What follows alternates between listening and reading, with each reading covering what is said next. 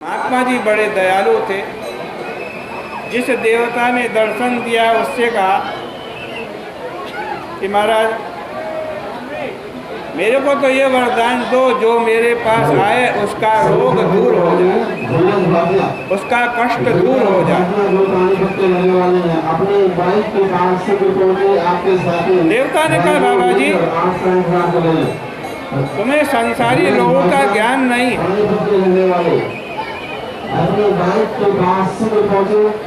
तुम सब लोगों का रोग तो क्या दूर करोगे। मैं तुम्हें एक रोग की दवा देता हूँ, खंडी नाम का रोग, उसकी दवा बता देता हूँ।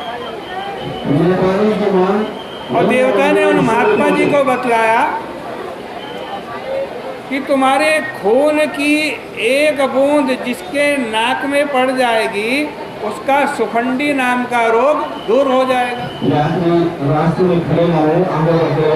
अब जब वो महात्मा जी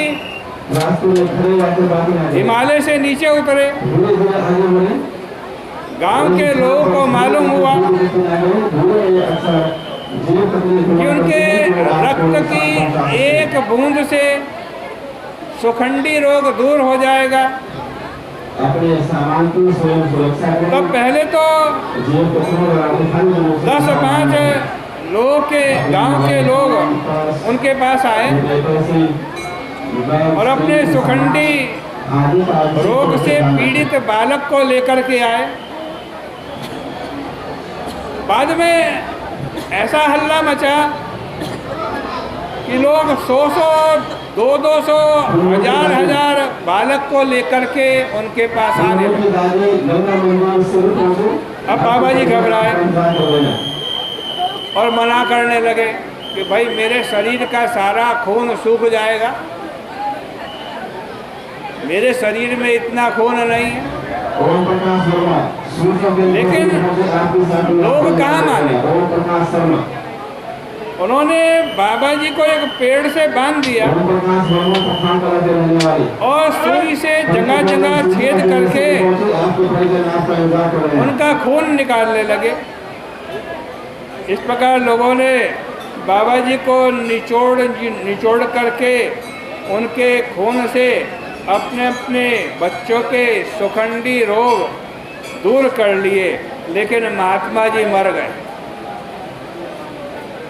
कहने का मतलब ये है कि दुनियादारों को जब तक मालूम रहता है कि अमुक आदमी से हमारा काम निकलेगा, तब वो उसके पीछे पड़ जाते हैं और उसको मारे बिना नहीं छोड़ते। इसलिए बाबा जी लोगों को बहुत चतुराई से अपना जीवन व्यतीत करना चाहिए। कुछ लोग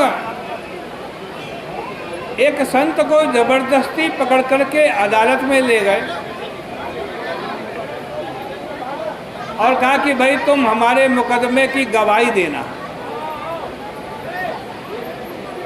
अदालत में उस आदमी से पूछा कि तुम उस जगह मौजूद थे। वो बोला कि अदालत ने पूछा कि ये क्या होता है, यह बताओ वहाँ लड़ाई हुई थी या नहीं। लेकिन उस आदमी ने फिर जवाब दे दिया। क्या जवाब दे दिया?